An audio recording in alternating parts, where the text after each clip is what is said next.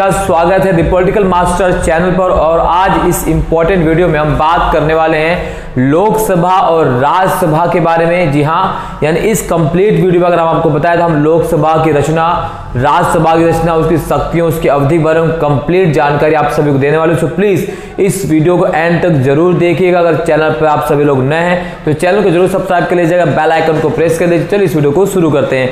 तो जैसे कि आप देखिएगा कि हम बात कर रहे हैं लोकसभा और राज्यसभा की।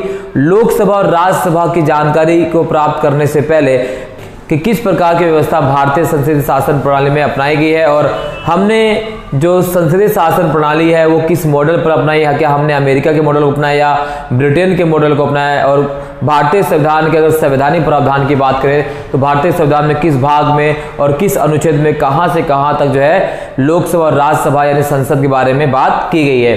तो सबसे पहले जान लेते हैं कि संसद क्या है। तो संसद केंद्र सरकार का एक विधायी अंग है। क्या है? केंद्र सरकार का विधायी अंग। विधायी मतलब नीतियों का निर्माण करने वाली एक संस्था है और भारत का ये सर्वोच्च विधायी निकाय भी है। कौन? भारतीय संसद। और भारतीय संसद जो है वो तीन तत्वों से मिलकर बनती है, लोकसभा, राज्यसभा और राष्ट्रपति।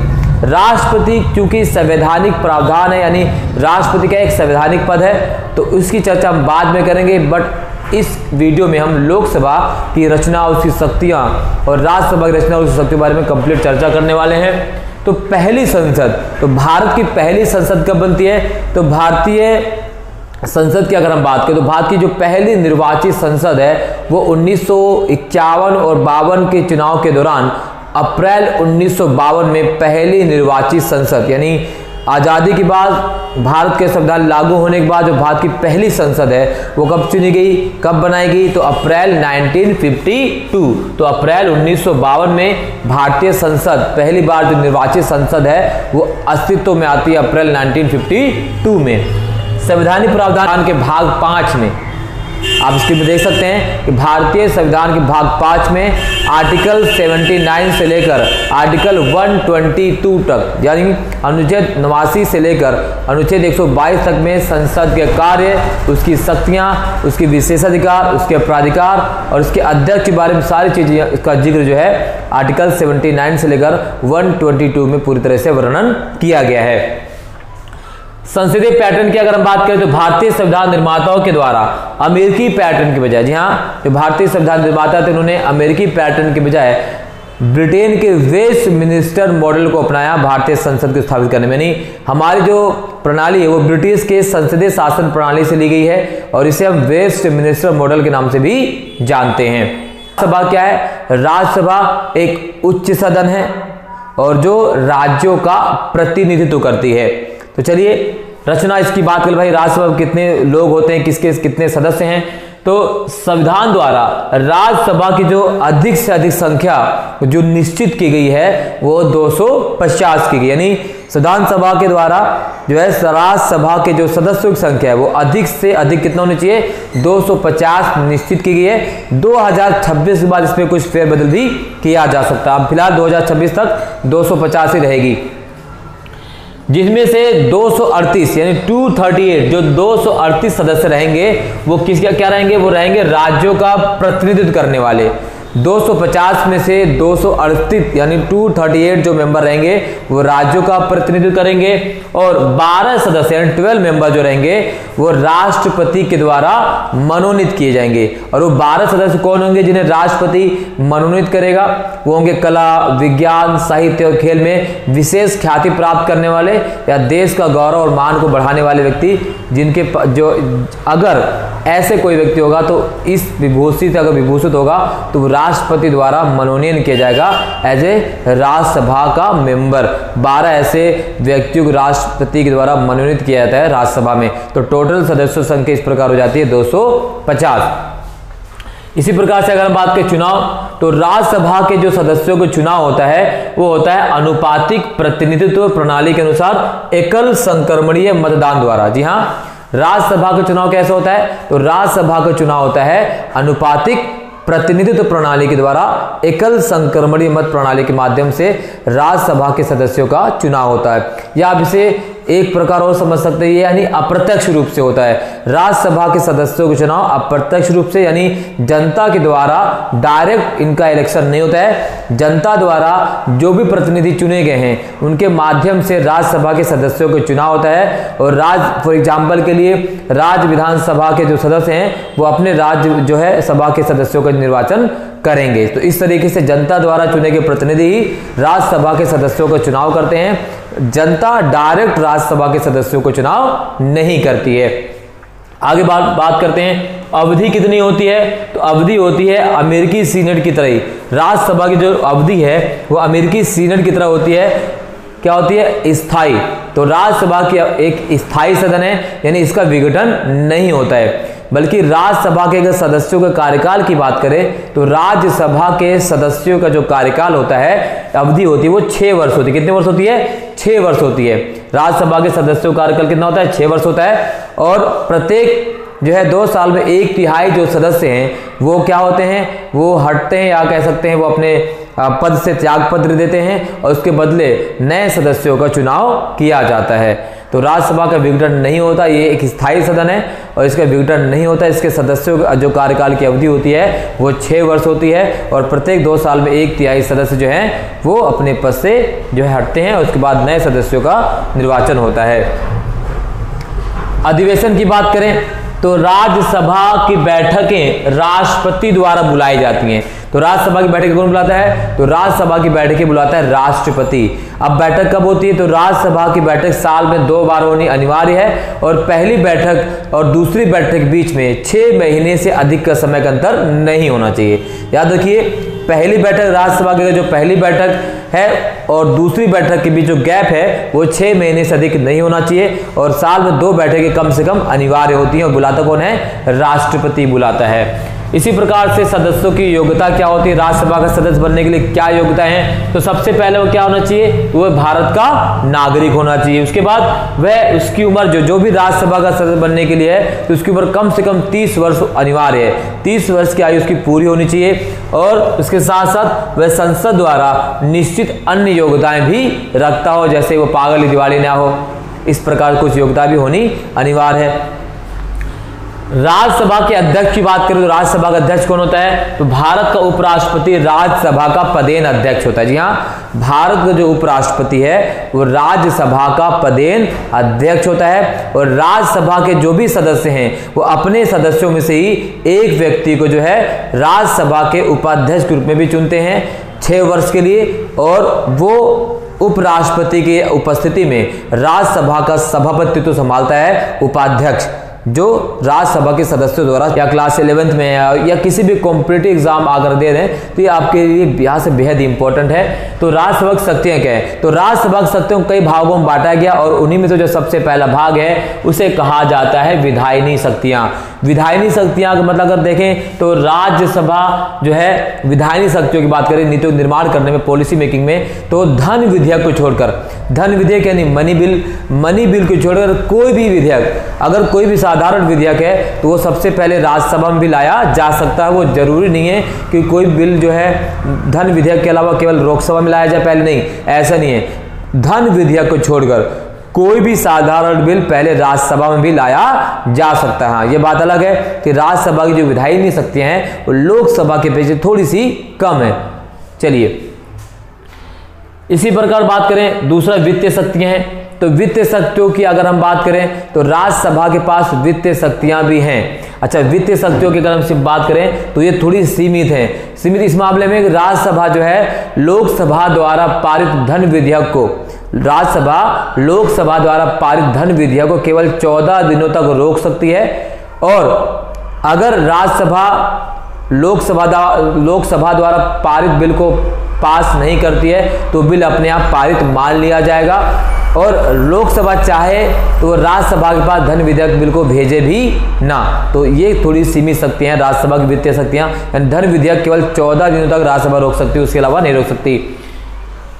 कार्यपालिका पर नियंत्रण की बात करें, राज्यसभा जो है वो काम रोको प्रस्ताव के माध्यम से संसदों की प्रक्रिया को रोक सकती है। तो ये एक प्रकार का कार्यपालिका पर नियंत्रण इस प्रकार राज्यसभा के द्वारा किया जा सकता है। न्यायिक शक्तियों की बात करें तो वह लोकसभा के साथ मिलकर राष्ट्रपति के महाभियोग के द्वारा हटा सकती है। यानी महाभियोग का जो प्रस्ताव लाया जाता है वो राज्यसभा और लोकसभा दोनों में लाया जाता है। लोकसभा और राज्यसभा दोनों में महाभियोग का जो प्रस्ताव पारित होने के बाद ही राष्ट्रपति को उसके पद से हटाया जा सकता है, चाहे राष्ट्रपति हो, चाहे उपराष्ट्रपति हो, चाहे कैग हो। इन सभी के विरुद्ध जो है महाभियोग लाने की प्रक्रिया लोकसभा और राज्यसभा में दोनों में समान रूप से पारित होती है। तो ये एक न्यायिक कार्य है। किसका? न्यायिक शक्ति किसकी है? राज्यसभा के पास। चलिए और बात कर लेते हैं संवैधानिक शक्तियां। संवैधानिक शक्तियों की बात करें तो संविधान में संशोधन करने के अधिकार। तो संविधान में संशोधन कब होता है? तो संविधान में संशोधन लोकसभा और राज्यसभा दोनों की सहमति से होगा। तो संवैधानिक शक्तियों में भी राज्यसभा को शक्तियां प्राप्त है। संविधान में संशोधन करने की शक्ति लोकसभा और राज्यसभा के दोनों के पास है। संकटकालीन शक्तियों की अगर हम बात करें, संकटकालीन शक्तियां क्या होती हैं? जैसे राष्ट्रपति के द्वारा जारी आपातकाल।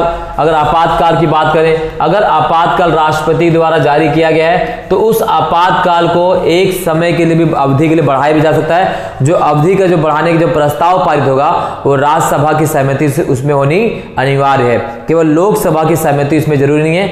आपातकालीन प्रावधानों में राज्यसभा की सहमति भी अनिवार्य है। इसी प्रकार से निर्वाचन संबंधी शक्तियों की अगर हम बात करें तो निर्वाचन संबंधी शक्ति में राज्यसभा लोकसभा सदस्यों के साथ मिलकर राष्ट्रपति का चुनाव करती है। यानी राज्यसभा के जो निर्वाचित सदस्य हैं वो राष्ट्रपति के चुनाव में भाग लेते हैं।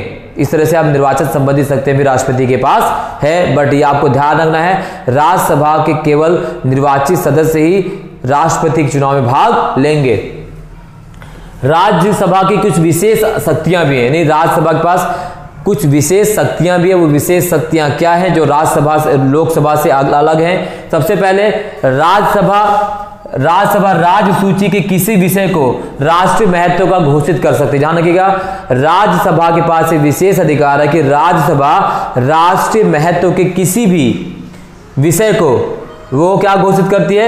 यानी राज्य सूची की किसी विषय को राष्ट्रीय महत्व का घोषित कर सकती है और संसद को इस पर कानून बनाने का अधिकार दे सकती है। ये विशेष शक्ति जो है राज्यसभा के पास है कि वह राज्य सूची की किसी विषय को राष्ट्रीय महत्व का घोषित कर सकती है। इसी प्रकार से आर्टिकल 249, तो आर्टिकल 249 आर्टिकल 249 के अंतर्गत प्रस्ताव पारित करके अखिल भारतीय न्यायिक सेवाएं स्थापित करने के संदर्भ में संसद को अधिकार दे सकती है। कौन? राज्यसभा।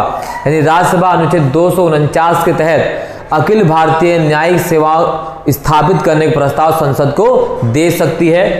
इसी प्रकार से नई अखिल भारतीय सेवा गठन करने का प्रस्ताव भी 2/3 बहुमत से पास कर जो है राज्यसभा संसद को प्रस्तुत कर सकती है। तो एक राज्यसभा की कुछ शक्तियां हैं जो हमने अभी आपके सामने आपको बताई। आई होप आप सभी लोग राज्यसभा की रचना, उसकी शक्तियां, उसके कार्य से पूरी तरह से अब भली भांति परिचित हो चुके होंगे। तो इस चीज का लाइक तो बनता ही। भारत का क्या कहा जाता है? निम्न सदन कहा जाता है, परंतु ये राज्यसभा से काफी शक्तिशाली है क्योंकि ये जनता का प्रतिनिधित्व करती है और जनता के माध्यम से इसका चुनाव होता है। तो इसके पास शक्तियां राज्यसभा की अपेक्षा ज्यादा हैं।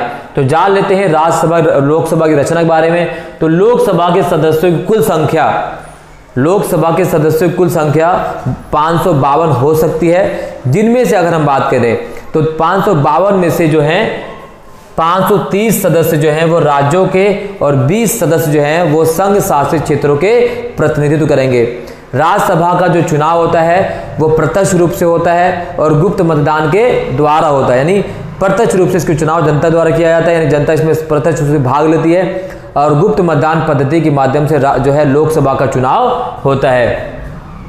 अवधि की बात करें तो लोकसभा के सदस्यों का जो कार्यकाल है वो लोकसभा के जो सदस्य हैं वो 5 वर्ष के लिए चुने जाते हैं। कितने वर्ष के लिए? 5 वर्ष के लिए। लेकिन इसकी अवधि को बढ़ाया जा सकता है आपातकाल के दौरान या किसी अन्य घटनाओं के माध्यम से इसकी अवधि को बढ़ाया जा सकता है, लेकिन एक बार में 1 साल तक के लिए इसकी अवधि को बढ़ाया जा सकता है। इसके अलावा जो लोकसभा है, लोकसभा को समय से पहले भी राष्ट्रपति द्वारा भंग किया जा सकता है, परंतु राष्ट्रपति लोकसभा को तभी भंग करेगा जब प्रधानमंत्री की सहमति से, यानी प्रधानमंत्री लोकसभा को भंग करने का जो प्रस्ताव राष्ट्रपति को दे, तभी राष्ट्रपति लोकसभा को भंग कर सकता है समय से पहले भी। योग्यता क्या होनी चाहिए? तो लोकसभा के सदस्यों की जो योग्यता होती है वो कम से कम 25 वर्ष पूरा होना चाहिए भारत के नागरिक हो और संसद द्वारा निर्धारित अन्य योग्यताएं उसके पास होनी अनिवार्य हैं। तो ये लोकसभा की रचना, अवधि, योग्यताएं हमने आप सभी को बता दी। और शक्तियों की अगर हम बात करें तो लोकसभा की शक्तियां भी हूबहू राज्यसभा की तरह ही हैं। विधायी शक्तियां हैं, कार्यपालिका शक्तियां हैं, वित्तीय शक्तियां हैं, न्यायिक शक्तियां हैं, राइट, संकटकालीन शक्तियां हैं और निर्वाचन संबंधी शक्तियां हैं। लेकिन लोकसभा जो है राज्यसभा से ज़्यादा शक्ति प्राप्त करती है बनिस्बत फॉर एग्जाम्पल के जैसे धन विधेयक केवल और केवल लोकसभा में लाया जा सकता है, राइट, राज्यसभा में लाया नहीं जाएगा। इसके अलावा दोनों सदनों की कभी कभी जो संयुक्त बैठक भी होती है, मान लेते कोई ऐसा विषय है जो लोकसभा में पारित तो हो गया परंतु राज्यसभा में पारित नहीं हो पा रहा है, या राज्यसभा में पारित हो गया परंतु लोकसभा में पारित नहीं हो पा रहा है और विषय बहुत जरूरी है, तो ऐसे में दोनों सदनों की संयुक्त बैठक भी बुलाई जा सकती है। और संयुक्त बैठक को बुलाने का अधिकार किसके पास है? वह है राष्ट्रपति के पास। और इन संयुक्त बैठक की जो अध्यक्षता करता है वो अध्यक्षता करता है भारत का राष्ट्रपति नहीं, राष्ट्रपति केवल बुलाएगा, अध्यक्षता करेगा लोकसभा का अध्यक्ष। और इस संयुक्त अधिवेशन में जो प्रस्ताव पारित होगा वो सर्वमान्य होगा, वो पारित माना जाएगा, राइट। और अमूमन देखा जाता है कि संयुक्त अधिवेशन में पहला लोकसभा कई भारी होती है क्योंकि लोकसभा के सदस्यों की संख्या ज़्यादा होती है। और संयुक्त अधिवेशन में विशेष मत देने का अधिकार लोकसभा के अध्यक्ष के पास होता है। अगर दोनों में बराबर बराबर मत हो जाए तो ऐसे में एक मत देने का अधिकार लोकसभा के अध्यक्ष के पास होता है और लोकसभा के जो अध्यक्ष होता है वो लोकसभा के प्रति मत करेगा। सो ये हमने कंप्लीट शक्तियाँ आपको बता दी, कार्य बता दिए, रचना बता दी, शक्तियाँ बता दी और सब कुछ संवैधानिक प्रावधान की हमने चर्चा कर ली। तो ये लोकसभा और राज्यसभा का टॉपिक यहीं पर समाप्त होता है। आई होप ये वीडियो आपको पसंद आई है। अगर पसंद आई है तो आप इस चैनल को जरूर सब्सक्राइब कीजिएगा, वीडियो को लाइक कीजिए चैनल और कमेंट जरूर कीजिएगा और किस प्रकार से हम बढ़ोतरी कर सकते हैं इसी प्रकार के और इंपॉर्टेंट वीडियो बनाने के लिए। बहुत बहुत धन्यवाद दोस्तों आप सभी का। जय हिंद।